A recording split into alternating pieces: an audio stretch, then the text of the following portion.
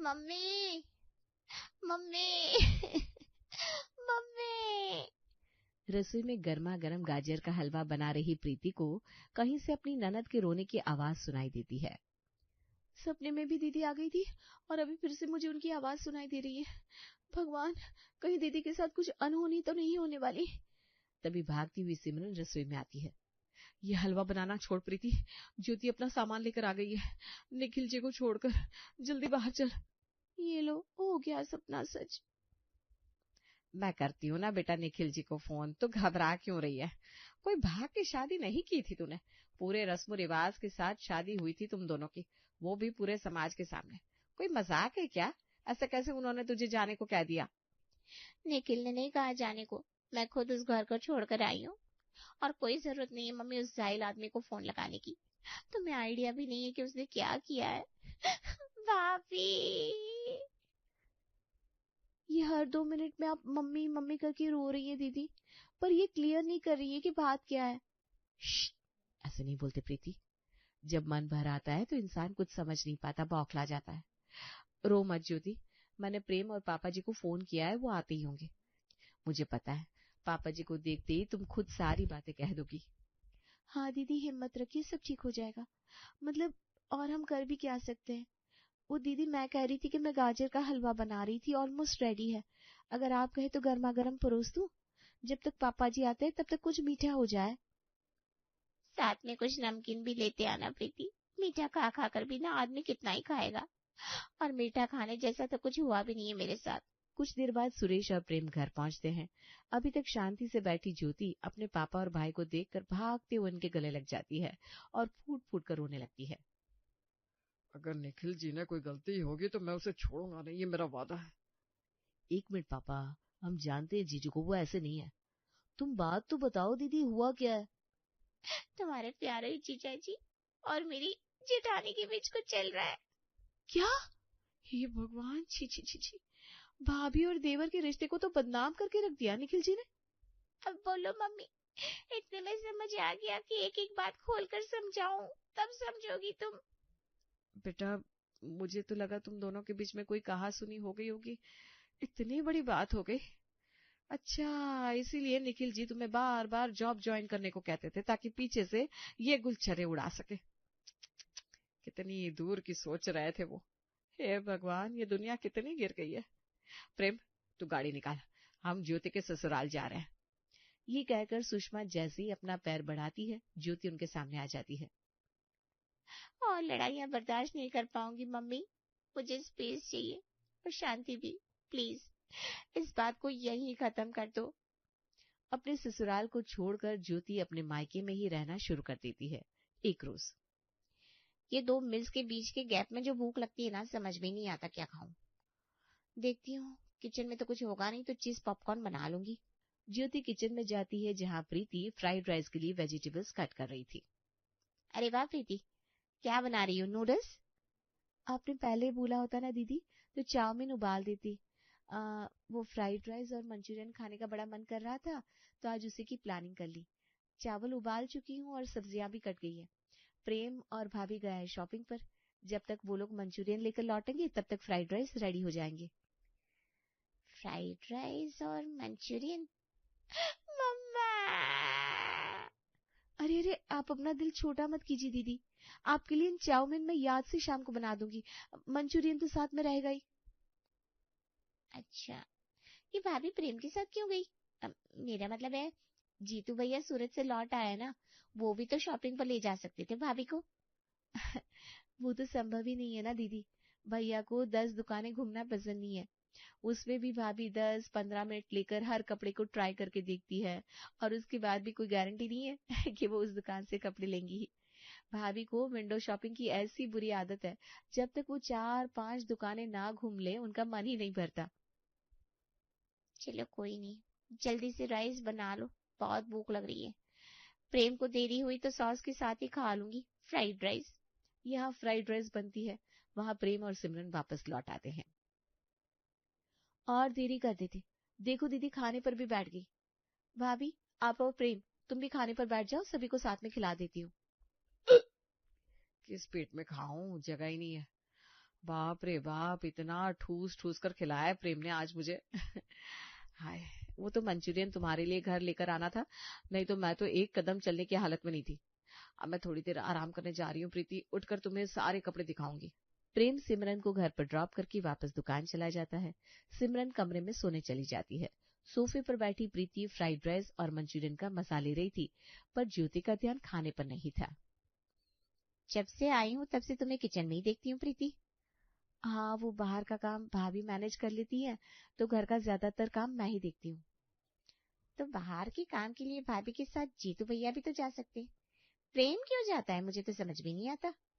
अरे मैंने ही फोन करके बुलाया था प्रेम को। अब जेठ जी को थोड़ी ना फोन करके बोलती कि भाभी को शॉपिंग पर लेकर जाइए। नहीं नहीं, सही है सही है, बीवी हो तो तुम्हारे जैसे भाई। इसी तरह दिन बीत रहे थे। 4 दिन बाद, अरे ले जा प्रेम, पहले तो तूने प्रीति को उसकी सहेलियों के साथ क्रिसमस पार्टी पर जाने नहीं दिया, और अब 31 को इसे कहीं ले जा नहीं रहा है। अरे साल का आखिरी दिन है, मेरी बहू को मैं आज रस्ते में नहीं भेजने वाली। क्या क्या मम्मी, क्या बात हुई, मुझे भी तो कोई बताओ। अरे सुबह 7 बजे से 8 बजे तेरी छोटी भाभी जाती है योगा क्लास। वही योगा क्लास वालों ने क्रिसमस पार्टी ऑर्गेनाइज की थी, जिसमें प्रेम ने प्रीति को जाने नहीं दिया। क्यों भाई, क्यों प्रेम, तुमने भाभी को पार्टी में जाने से मना क्यों किया? मैं बताती हूँ ज्योति। मैं गई थी अपने मायके, और मम्मी जी जीतू के साथ खाटू श्याम गई हुई थी। पापा जी और प्रेम दुकान पर थे। ऐसे में घर को खाली छोड़ने का रिस्क प्रेम लेना नहीं चाहता था, इसलिए बेचारी प्रीति का पार्टी में जाना कैंसिल करवा दिया। सही है, प्रेम से मुझे और कोई उम्मीद भी नहीं है। खैर मैं तैयार होने जा रही हूँ, तुम भी तैयार हो जाओ प्रीति, हम दोनों ही चलते हैं पिकनिक बनाने। मम्मी तुम भी चलोगी क्या? 31 एंजॉय करेंगे, चलो चलो। देखते ही देखते इस 31 की पिकनिक में सभी जुट जाते हैं। प्रीति अपने कमरे में तैयार हो रही थी कि ज्योति कॉट सेट लेकर उसके कमरे में आती है। जो हो रहा है वो तुम्हें दिख नहीं रहा, या तुम देखना नहीं चाहती प्रीति? क्या बात हो गई दीदी, कुछ गलती हो गई क्या? ऐसे तो तुम्हारे पति को घर को खाली छोड़ने में प्रॉब्लम थी, आज जब हमारे साथ बड़ी भाभी जाने को तैयार हो गई तो वो भी रेडी हो गया। हाँ मतलब, यही गलती मैं भी करती थी, नजरअंदाज कर देती थी उन किस्सों को जो मेरे ससुराल में हो रहे थे। निखिल बार बार मेरी जेठानी को वक्त देता, मुझसे ऊपर उनको प्रॉमिस करता, मैं सब अनदेखा करके अपने कामों में लगी रहती। मुझे तो बेबी प्लान करना था ना, फिर निखिल ने बच्चे के लिए भी मना कर दिया। मैंने सोचा निखिल चाहते होंगे कि मैं अपने करियर पर ध्यान दूं, कुछ बनूं, पर ये सब तो तरकीबें थी मुझे घर से दूर रखने की, ताकि वो और मेरी जेठानी अपने बीच के नए रिश्ते को वक्त दे सके। और वैसा ही कुछ मुझे यहाँ भी दिख रहा है। नहीं नहीं, ऐसा नहीं होना चाहिए दीदी। मतलब प्रेम, क्या कहूँ, वैसे तो प्रेम कभी बाहर खाना पसंद नहीं करता, पर उस दिन भाभी के साथ बाहर खाकर आया तो था, पर ये इत्तेफाक भी तो हो सकता है ना। सही बात है, एक ही इंसिडेंट हुआ है तो तुम उसे इत्तेफाक कह सकती हो, पर तुम कंफर्म हो ना कि एक ही इंसिडेंट हुआ है? मैं कहीं जाने को कहूँ तो कहते हैं दुकान पर बैठना है, और भाभी को शॉपिंग करने के लिए ले गए। वो चाहते तो मना भी कर सकते, पर नहीं। वही तो, यूं तो प्रेम मेरा भाई है, पर तुम मेरे लिए मेरी भाभी नहीं मेरी सहेली हो प्रीति। 6 महीने का ही तो फर्क है हम दोनों की उम्र में। दिन भर रसोई में रहना छोड़ो और खुद पर ध्यान दो। देखो ये कॉर्ड सेट लेकर आई हूं मैं तुम्हारे लिए, सेम का ब्लू कलर का मैं पहन रही हूँ। अब थोड़ा स्टैंडर्ड दिखाओ, थोड़ा बताओ अपने पति को तुम क्या हो, तुम्हारे पास भी ऑप्शंस की कमी नहीं है। और इस तरह ज्योति के वर्ड्स प्रीति के मन में प्रेम के खिलाफ शक भर देते हैं। पिकनिक बड़ी अच्छी रहती है। 7 सीटर कार में सभी ट्रिप से लौट रहे थे कि सिमरन को उबकाइयां आनी शुरू हो जाती है। फ्रंट पैसेंजर सीट पर बैठा प्रेम हड़बड़ाता हुआ जीतू से कहता है, गाड़ी रोको भैया, भाभी को उल्टी आ रही है। तुम भी ना एकदम, जब गाड़ी की स्टीयरिंग पकड़ते हो तो दुनियादारी भूल जाते हो। भाभी अब बाहर उतरकर उल्टी कर लो। थैंक गॉड भाभी बाहर उतर गई, अगर गाड़ी के अंदर उल्टी कर दी होती ना तो नई गाड़ी की सीट खराब हो जाती। इस सारे सिलसिले को देखकर बैक सीट पर बैठी प्रीति अपनी ननद को टेक्स्ट करती है, देख रही है दीदी क्या चल रहा है, इतनी फिक्र है भाभी की, पर पत्नी से एक कप चाय का भी नहीं पूछा जाता। जैसे जैसे दिन बीत रहे थे प्रीति के मन का शक और भी गहरा होता जा रहा था। एक रोज प्रिया किचन में पोहे बनाने की तैयारी कर रही थी। सिमरन किचन में आती है। तो किचन देख रही है ना प्रीति, तो मैं आती हूँ बाजार से। ये दूसरी बार राशन वाले ने गोलमाल किया है, जो चीज 1 किलो बोली थी उससे 800 ग्राम भेजा है। वो तो अच्छा है कि मैंने नाप लिखा हुआ था। राशन वाले के पास तो मैं भी जा सकती हूँ ना भाभी। एक काम कीजिए, नाश्ता आप बनाइए। वैसे भी कुछ दिनों से मेरे हाथ का खाना प्रेम को राज नहीं आ रहा। अच्छा, तेरे हाथ का खाना प्रेम को राज नहीं आ रहा? चल, मैं नहीं मानती। सिमरन मुस्कुराती रहती है और प्रीति उनके सामने मुंह बनाकर निकल जाती है। नाश्ता तैयार होता है। पूरा परिवार एक साथ खाने के टेबल पर बैठता है। आज तो पोहा कुछ ज्यादा ही स्वादिष्ट लग रहा है। मानना पड़ेगा प्रीति, किसी काम में तुम पीछे नहीं हो। तुम बताओ प्रेम, कैसे लगे पोहे? अच्छे तो नहीं लग रहे होंगे। अरे क्यों छेड़ रही उसे? पोहे मैंने बनाए प्रेम। वही मैं सोचू भाभी, आज पोहे इतने स्वादिष्ट कैसे? स्वादिष्ट लग रहा है तो पूरी कढ़ाई भरी पड़ी अंदर है, खा लो ना।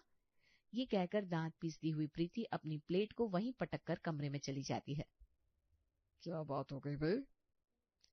ऐसे ही सुबह से उसकी तबीयत ठीक नहीं है और तू है कि रह रहकर उसे छेड़ता रहता है। हो गई ना नाराज?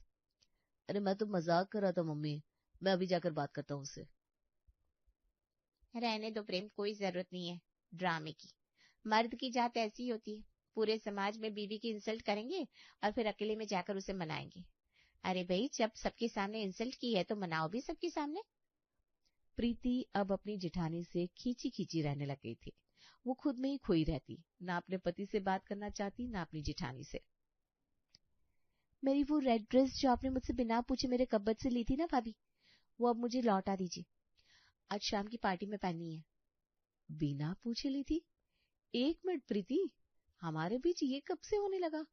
कब पूछती हूँ मैं तुझसे? सॉरी भाभी, आप बिल्कुल सही कह रही हैं। पूछती तो नहीं है आप। जब पति रख लिया तो ड्रेस भी रख लीजिए। प्रीति पलटती है कि उसे ड्रेसिंग टेबल के सामने परफ्यूम की एक शीशी दिखाई देती है। ये तो वही परफ्यूम की बोतल है जिसे मैंने स्पेशली एक्स्ट्रा पैसे देकर ऑर्डर की थी। पर भाभी, ये भाभी के कमरे में कैसे आई?